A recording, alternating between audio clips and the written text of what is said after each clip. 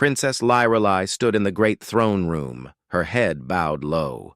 The black walls stretched high above her, carved from solid obsidian that reflected the red light of blood crystal chandeliers.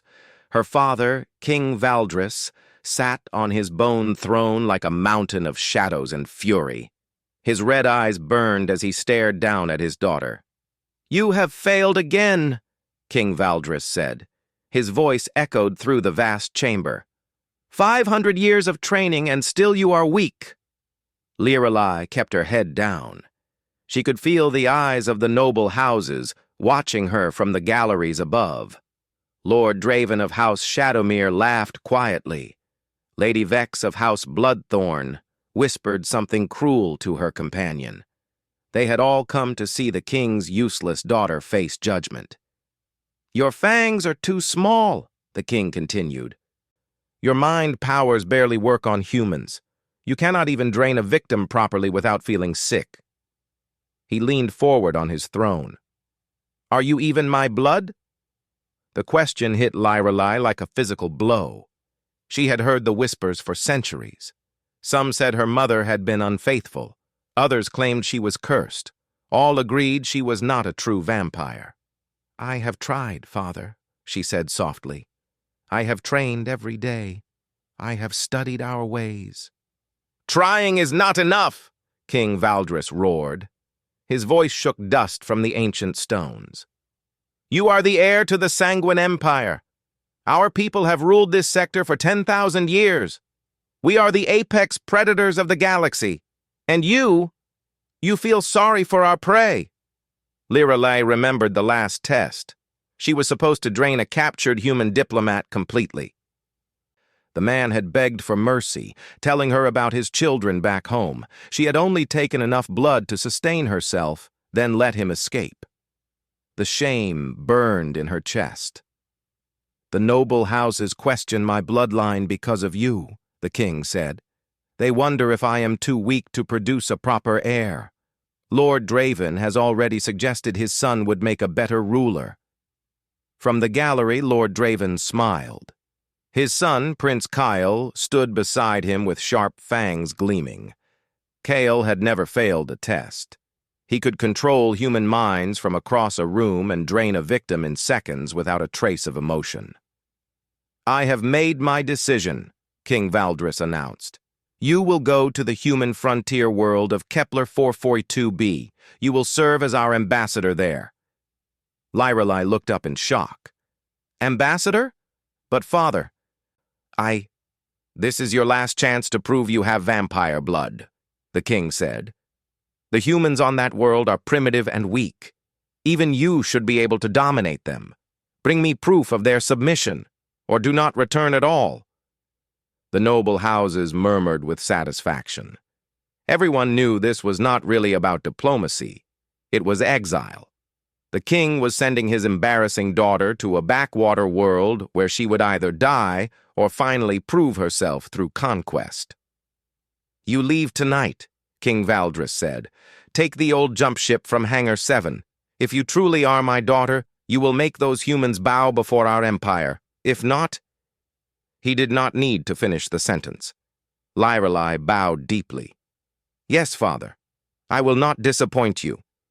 But as she turned to leave, she heard Lord Draven's mocking laughter echo through the throne room. "Ambassador," he said to his companions, "what a kind way to say exile." Hours later, Lyrelei stood in the cold metal corridor of Hangar 7. Her ship was old and barely spaceworthy. The paint was peeling, and one engine made strange noises. It was the kind of vessel given to criminals and outcasts. Her few loyal servants had already loaded her belongings. There was not much: some clothes, her ceremonial armor, and a small collection of books about human culture. Most vampires did not bother studying their prey, but Lyrelei had always been curious about other species. "My lady," said Gareth, her old tutor. He was one of the few vampires who had ever shown her kindness. "Perhaps this is a blessing in disguise. You were never meant for the old ways." "The old ways are all we have," Lyrelei replied.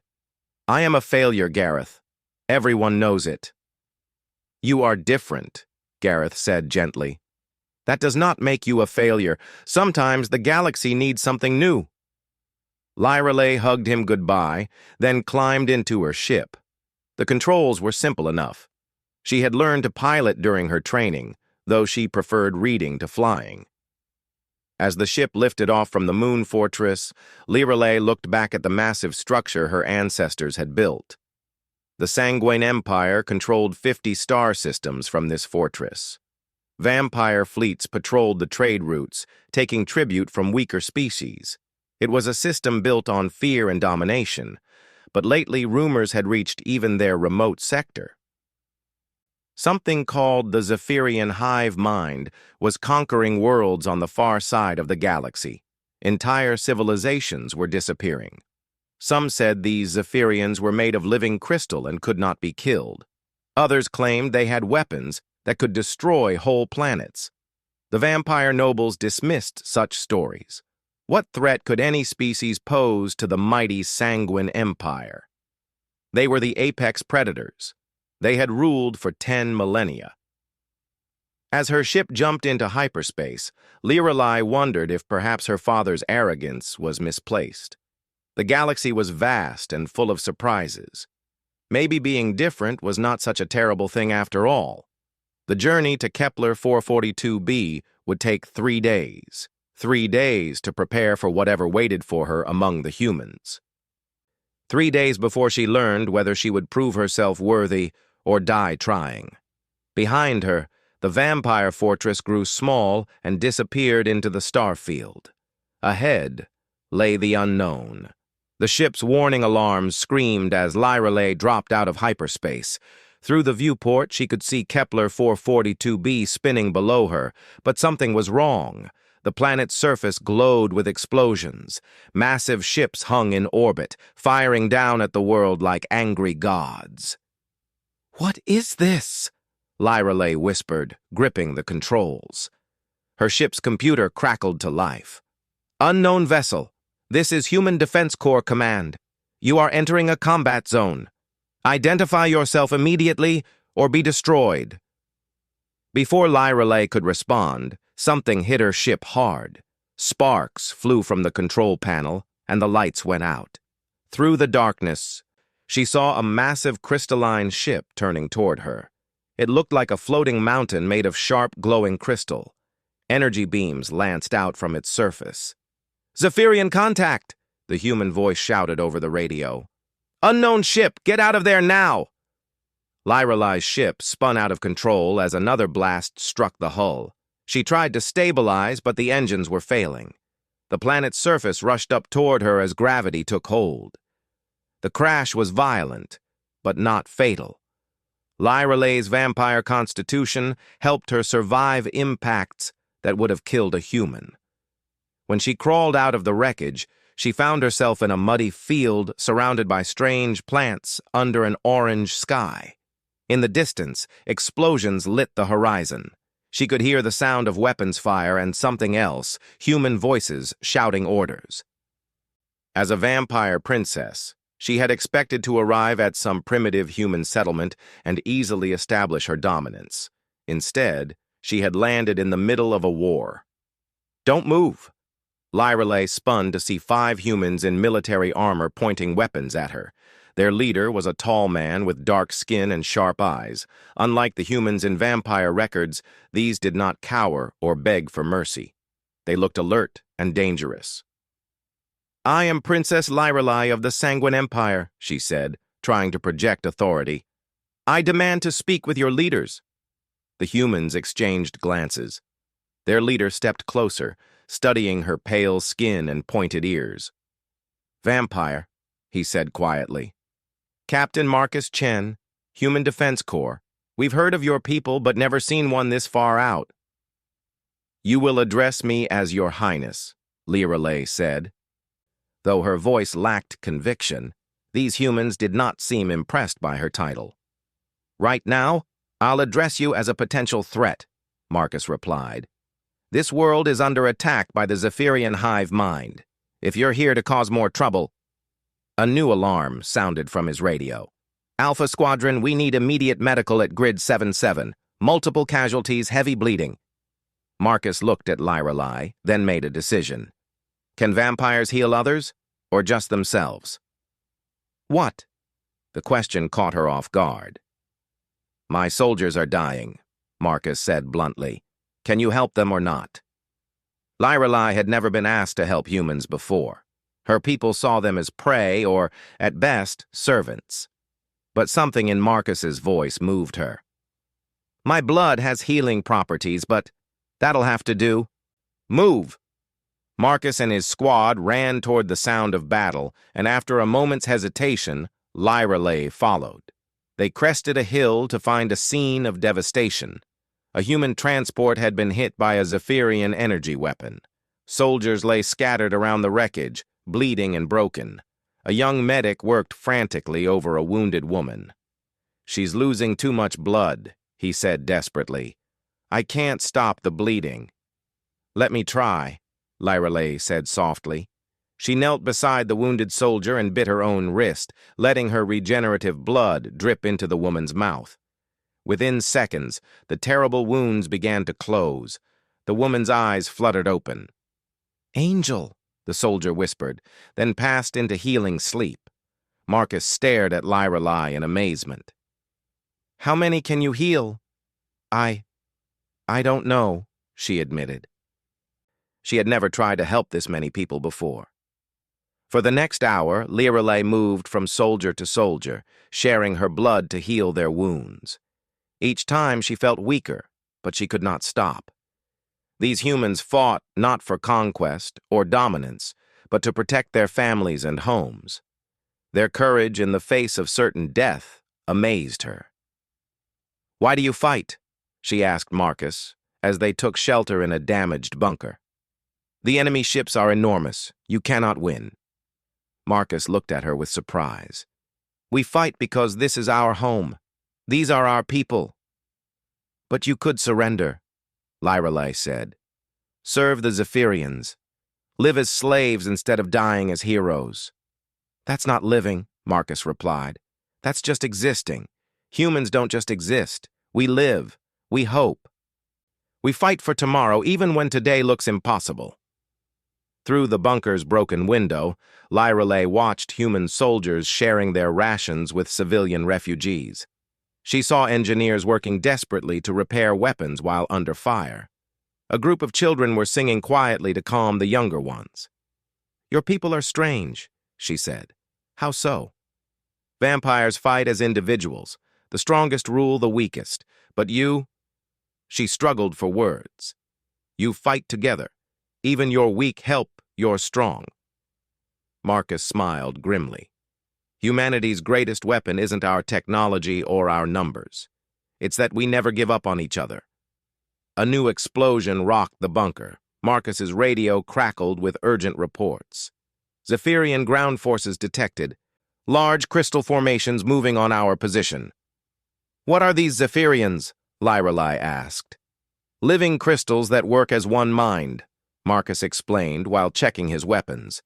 They've conquered half the galaxy by turning entire civilizations into crystal formations like themselves. They don't feel fear or pain or mercy. And you think you can fight them? We have to try, Marcus said, because the alternative is the end of everything we care about. Outside, the ground began to shake. Through the window, Lyrelai saw them coming. Massive figures of walking crystal that reflected the explosions around them like living mirrors.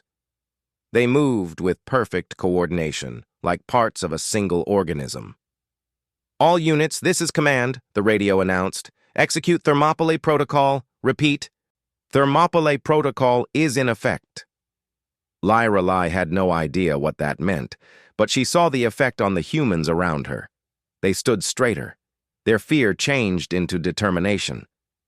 What is Thermopylae Protocol? She asked. Marcus was already moving toward the door. It means we hold the line no matter what, even if it kills us all. As the crystalline enemy approached, Lyrelai made a choice that would change everything. Instead of using her vampire abilities to escape, she picked up a human weapon and stood beside Marcus. "Then we hold the line together," she said. Marcus looked at her with respect for the first time. "Welcome to the human way of war, Princess." The battle at the bunker lasted 12 hours. When it ended, the Zephyrian ground forces had retreated, but the cost was terrible. Half the human defenders were dead or wounded. Lorelei had exhausted herself healing as many as she could, learning that her vampire blood could save lives instead of just taking them. "You fought well for someone with no military training," Marcus said as they walked through the ruined defense post. Bodies of crystalline enemies lay shattered like broken glass among the human dead. "I have training," Lorelei protested. 500 years of it." "Vampire training," Marcus corrected. "Single combat, personal dominance, fear tactics. That's not warfare. That's hunting." Lorelei wanted to argue, but she had seen the truth during the battle. When the Zephyrians attacked, her vampire speed and strength meant nothing against enemies that felt no fear and shared a single mind. Her attempts at mental domination bounced off their crystal skulls like raindrops.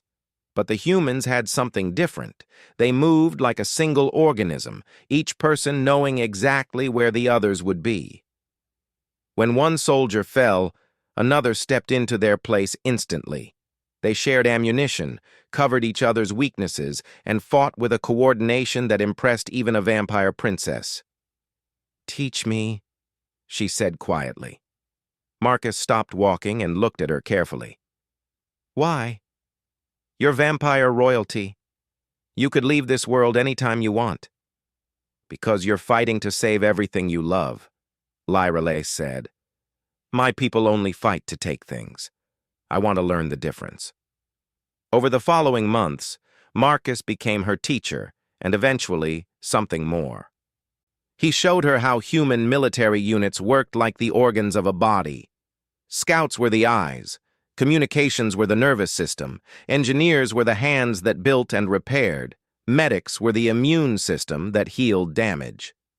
"Vampires fight like apex predators," Marcus explained as they studied battle plans in the command center. "One vampire against many enemies. But humans evolved as pack hunters. We're stronger together than apart." Lorelei struggled at first with human technology. Her vampire reflexes were too fast for their systems. When she tried to pilot a mech suit, she broke the controls. When she used their computers, she typed so quickly that the keyboards shattered. But slowly, she learned to control her strength. More importantly, she learned to think like a human. Instead of looking for personal glory in battle, she focused on how her actions helped the team. Her vampire healing abilities made her an incredible medic. Her enhanced senses made her an excellent scout. Her centuries of education helped her understand complex battle strategies. "You're getting good at this," said Lieutenant Sarah Kim, the unit's tech specialist. She was barely 20 years old, but she could operate weapon systems that baffled Lorelei. "For someone who's older than our entire civilization, you learn fast." "Humans have had war for thousands of years," Lorelei replied. "Vampires have had dominance. There is a difference." The real test came when the Zephyrians launched their largest attack yet. 3 massive crystal ships appeared in orbit, each one large enough to carry millions of enemy soldiers. Their weapons began systematically destroying human cities from space. "We need to take out those ships," General Morrison announced to his officers. "But our fleet was destroyed in the first attack. All we have are the orbital defense platforms." "The platforms can't penetrate their crystal armor," Marcus pointed out. "We've tried." Lorelei studied the tactical displays. The Zephyrian ships moved in perfect formation, their weapons firing in carefully coordinated patterns. It was beautiful and terrifying, like watching a deadly dance. "What if we don't try to destroy them?" she said suddenly. "What do you mean?" the general asked. "Vampires hunt by stalking an ambush," Lorelei explained. "But humans hunt by driving prey into traps. What if we make them come to us?" She outlined her plan on the holographic display. Instead of attacking the ships directly, they would use the orbital platforms to create a gravity well that would pull the Zephyrian fleet into the planet's atmosphere. Once there, the enemy ships would be vulnerable to concentrated fire from ground-based weapons. "That's insane," someone said. "The gravity weapon could tear apart the planet's crust." "Only if we miscalculate the resonance frequency," Lyralay replied. "But I've been studying Zephyrian crystal composition. Their ships resonate at a specific wavelength. We can target that." General Morrison looked doubtful. "How do you know about crystal resonance?" "I've had 500 years to read about science," Lyralay said simply. "Most vampires don't bother, but I was always the strange one." Marcus smiled at that. He had learned that Lyralay's weakness among vampires, her curiosity and compassion, were exactly what made her valuable to humans. The plan was desperate, but it worked. When the gravity well activated, the Zephyrian ships were pulled down into the atmosphere where human weapons could reach them. But the real victory came from something unexpected. Lyralay had been monitoring enemy communications during the battle. Her enhanced vampire hearing could detect the quantum frequencies the Zephyrians used to coordinate their hive mind. When she shared this information with human communications specialists, they were able to jam the enemy signals at crucial moments. "You can hear their network?" Sarah asked in amazement. "All vampires can," Lyralay explained. "We just never cared about enemy communications before. We prefer to intimidate our enemies into surrender." "But you can disrupt their coordination," Marcus said, understanding immediately. "Better than that," Lyralay said with a smile that showed her small fangs. "I can listen to their battle plans." The combination of human tactics and vampire abilities proved devastating. When the Zephyrians lost coordination, human forces struck at exactly the right moments. The enemy ships crashed into the planet's oceans, their crystal hulls cracking under stresses they couldn't absorb. After the victory celebration, Lyralay and Marcus stood together on the observation deck of the command center. The planet's orange sky was clear for the first time in months. "You've changed," Marcus told her. "When you first arrived, you acted like you expected us to bow down to you." "I expected you to be like the stories," Lyralay admitted. "Weak creatures that lived short lives focused only on survival. Instead, I found people who think about the future and fight for things they'll never see." "And you've taught us something too," Marcus said. "That being different doesn't mean being weak. Your vampire abilities combined with human methods make you incredibly effective." Lyralay leaned against him, enjoying the warmth of his body. Vampires were naturally cold, but humans radiated heat like small stars.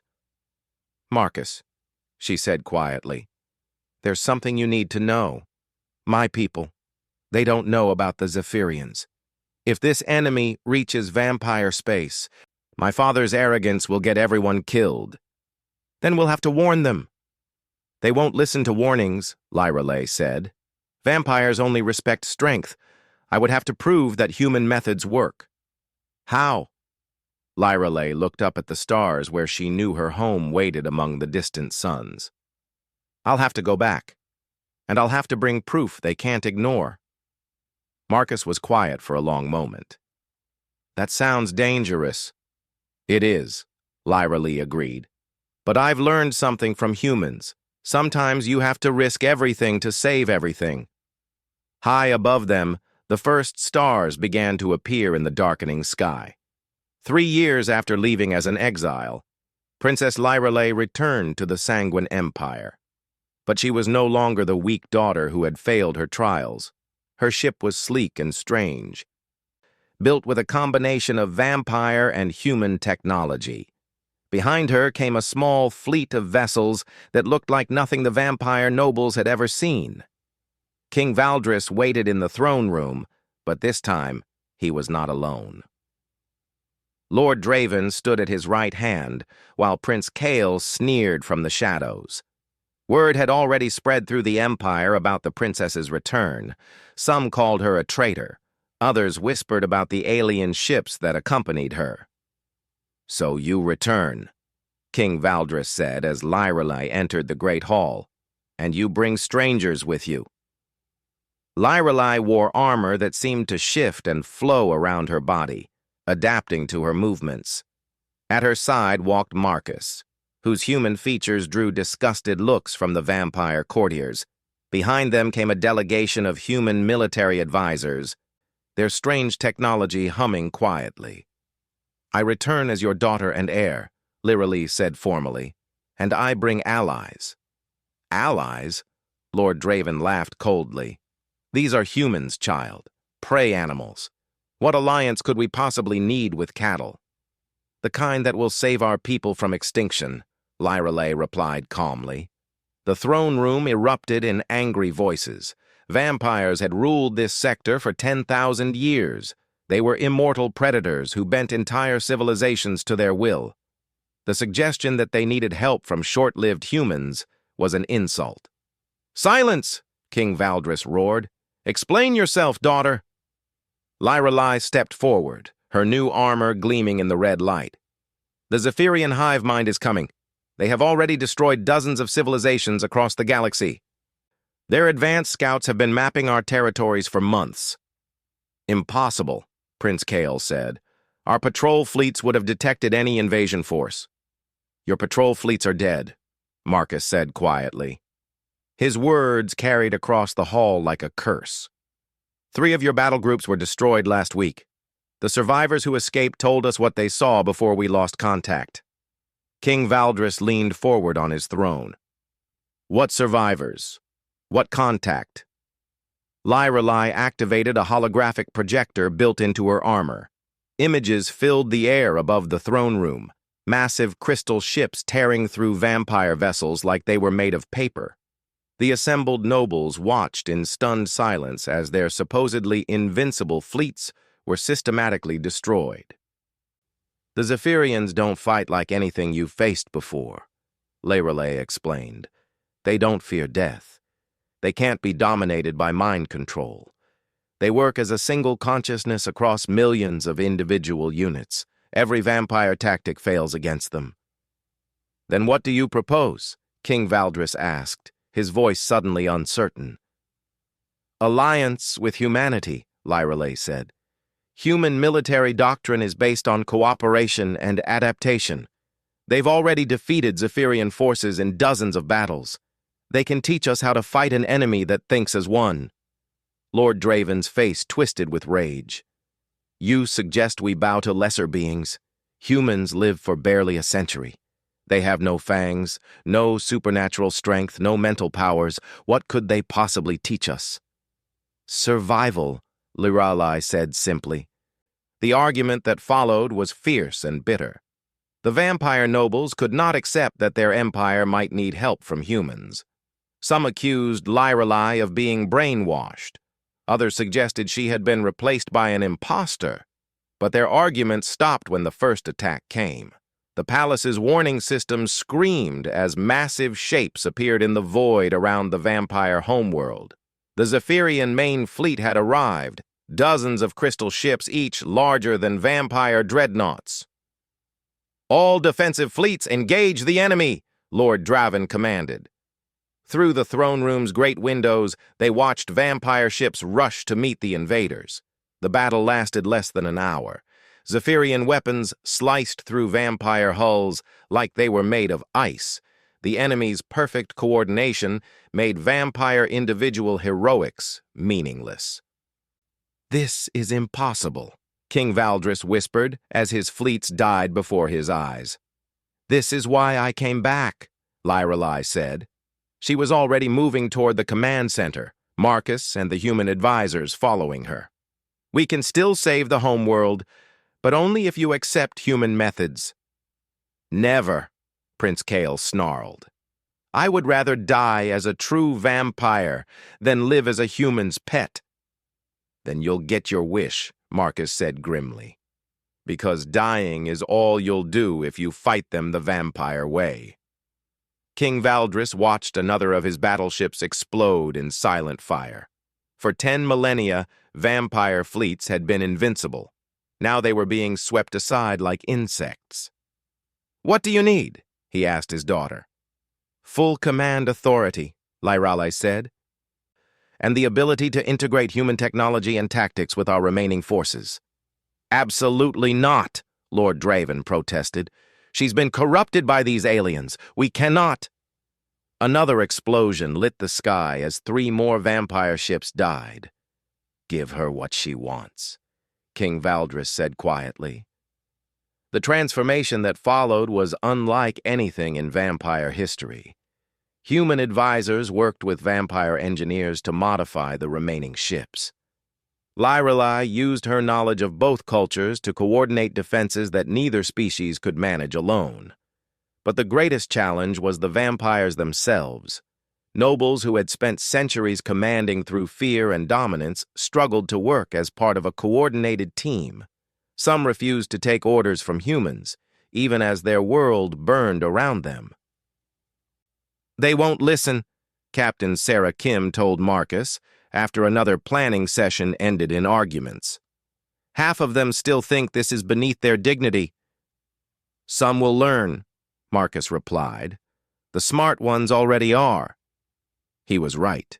Young vampires who had grown up hearing whispers about the princess's exile watched her work with fascination. They saw how human technology could enhance their natural abilities. They learned that cooperation could be more powerful than domination.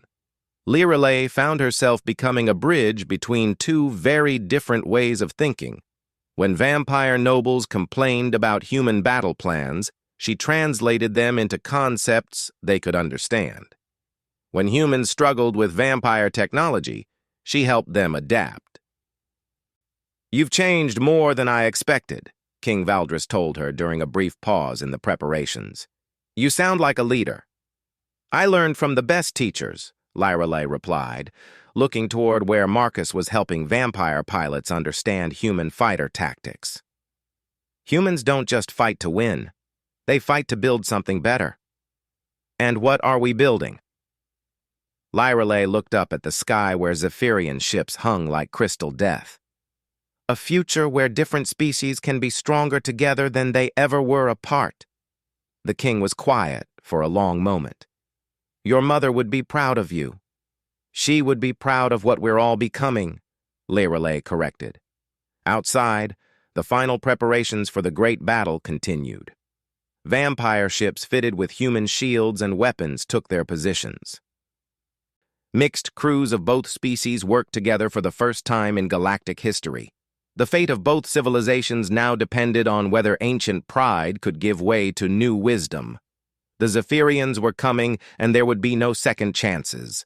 The final battle began at dawn on the vampire homeworld. Princess Lyrale stood on the bridge of her flagship, watching as the combined human-vampire armada moved into position. Her ship was a new kind of vessel, built with the best of both technologies and crewed by both species working together. "All units report ready," Marcus announced from the tactical station. He wore vampire-designed armor that enhanced his human reflexes, while Lyrale's gear combined human adaptive technology with vampire biology. "The enemy fleet is massive," reported Captain Chen from the sensor station. He was one of the human officers who had volunteered to serve with the vampire forces. 237 crystal ships, each one bigger than our largest dreadnoughts. Through the view screen, they could see the Zephyrian armada approaching like a moving constellation of sharp light. The crystal ships reflected the homeworld's sun, creating patterns of deadly beauty across the void.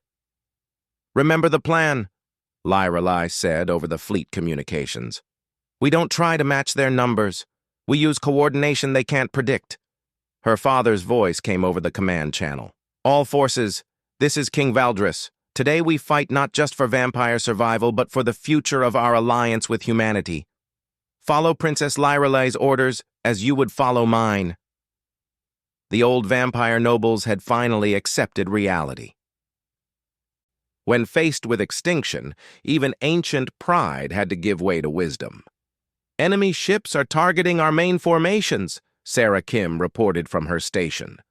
She had been promoted to fleet coordinator, her young human mind perfectly suited to managing the complex ballet of mixed forces. "Let them," Lyra Lee said calmly, "begin the cascade maneuver." What followed was something the galaxy had never seen before. Vampire ships with their incredible speed and agility moved in perfect coordination with human vessels that provided covering fire and technological support. When Zephyrian weapons targeted the fast vampire ships, human vessels intercepted with advanced shielding. When crystal enemies tried to overwhelm human positions, vampire fighters struck with supernatural reflexes. But the real advantage was Lyra Lee herself. Her vampire hearing could detect the quantum frequencies the Zephyrians used for communication. Combined with human signal analysis equipment, she could track the enemy's coordination in real time. "Zephyrian command ship is at coordinates 77 Alpha, she announced.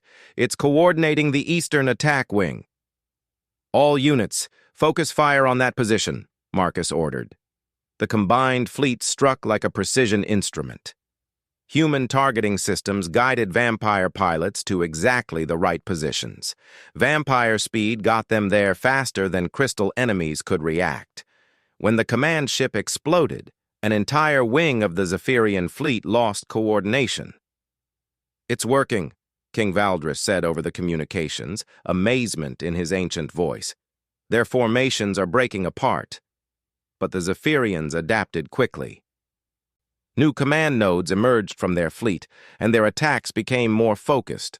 Soon, vampire ships were being overwhelmed despite their speed, and human vessels couldn't match the enemy's raw firepower. "We're losing too many ships," Marcus reported grimly. "At this rate, we'll be destroyed in another hour." Lyra Lee studied the tactical display, her enhanced mind working through possibilities faster than any computer. The Zephyrians were like a single organism, but that was both their strength and their weakness. "Sarah, can you map their entire communication network?" she asked. "Working on it," the young human replied, her fingers dancing over alien controls. "I'm reading quantum entanglement patterns across their whole fleet." "Marcus, how many resonance torpedoes do we have left?" 12, he answered. "But they barely scratched their armor before." "We're not targeting their armor," Lyra Lee said, a new plan forming in her mind. "We're targeting their network." She explained quickly. If they could create a resonance cascade in the Zephyrian communication system, it would disrupt their perfect coordination. But to do it, someone would have to get close enough to the main command node to place the charges manually. "That's suicide," Lord Draven said over the communications.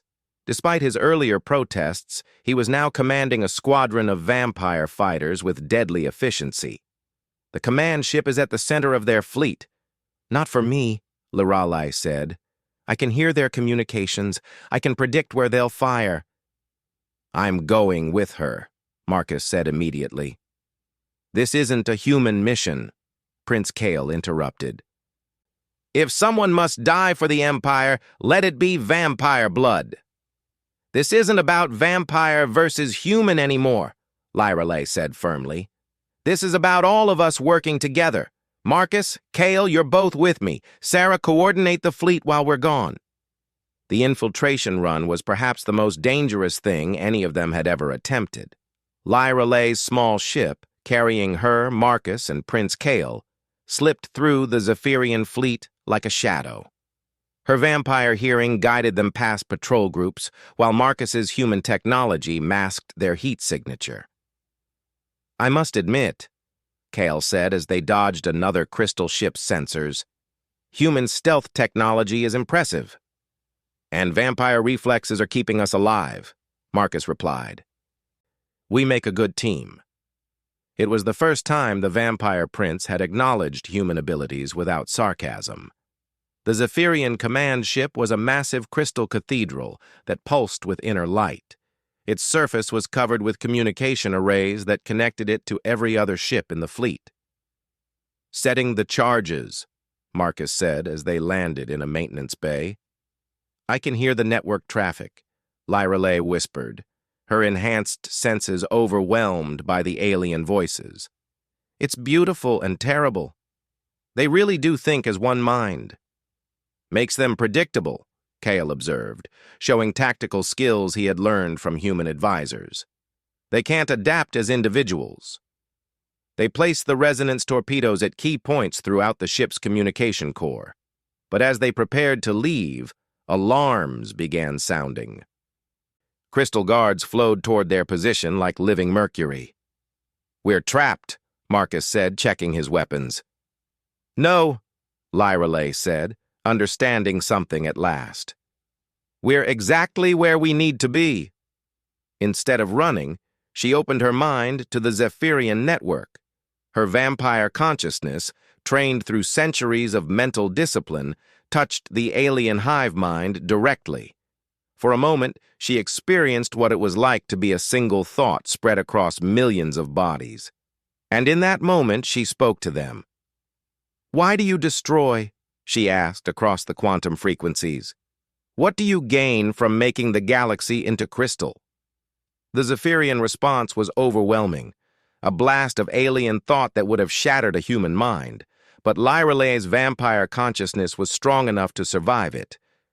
And what she learned changed everything. The Zephyrians were not conquerors. They were refugees. Their original home had been destroyed by something even worse than themselves. They spread across the galaxy not from malice, but from desperate fear of being alone. "You don't have to be alone," Lyrelay told them through the network. "You can work with others instead of consuming them." "Impossible," came the alien reply. "Individual minds are chaos. Only unity brings peace." "But unity can be chosen, not forced," Lyrelay said. "We have learned this, vampire and human working together by choice." She showed them through the mental link what she had seen. Humans and vampires fighting side by side, each species contributing their strengths while remaining themselves. The Zephyrian hive mind paused, processing this new concept. In that moment of hesitation, Lyrelay triggered the resonance torpedoes. The cascade effect was spectacular. Across the entire enemy fleet, communication networks overloaded and failed. Crystal ships suddenly found themselves cut off from the collective consciousness, their crews confused and afraid for the first time in millennia. But instead of pressing their attack, Lyrelay ordered the combined fleet to stop firing. "This is Princess Lyrelay to all vessels," she broadcast. "Cease fire.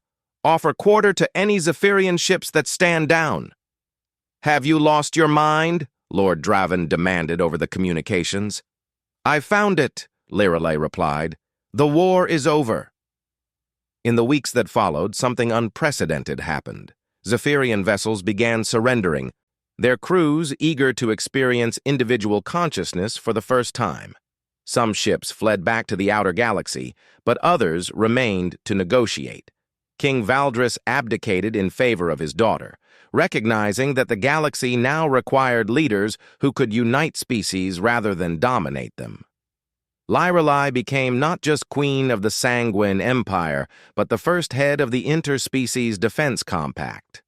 The former vampire throne room was transformed into a meeting hall where representatives from dozens of species worked together. Humans served alongside vampires and former Zephyrians, each contributing their unique abilities to common goals. "You've created something new," Marcus told her, as they stood together on the palace balcony, watching ships from a dozen worlds dock at the lunar fortress. "We've created something new," Lyrelay corrected, taking his warm hand in her cold one. "None of this would have happened if I hadn't learned what it means to fight for others instead of over them." In the distance, young vampires trained alongside human soldiers, while Zephyrian engineers helped repair battle damage with their crystal technology. The galaxy was still dangerous, still full of conflicts, but now there was an alternative to conquest and domination. Princess Lyrelai had returned from her exile as something her father never could have imagined, not a fearsome predator, but a bridge between worlds. She had learned that true strength came not from individual power, but from the bonds forged between different peoples fighting for a common cause. The useless daughter had become exactly what the galaxy needed, a leader who understood that unity and diversity could exist together, making all species stronger than they ever could have been alone. And somewhere in the vast star field, new ships were already launching to spread this message to distant worlds, carrying crews that would have been impossible just years before, vampires and humans and former enemies working together toward a future none of them could build alone.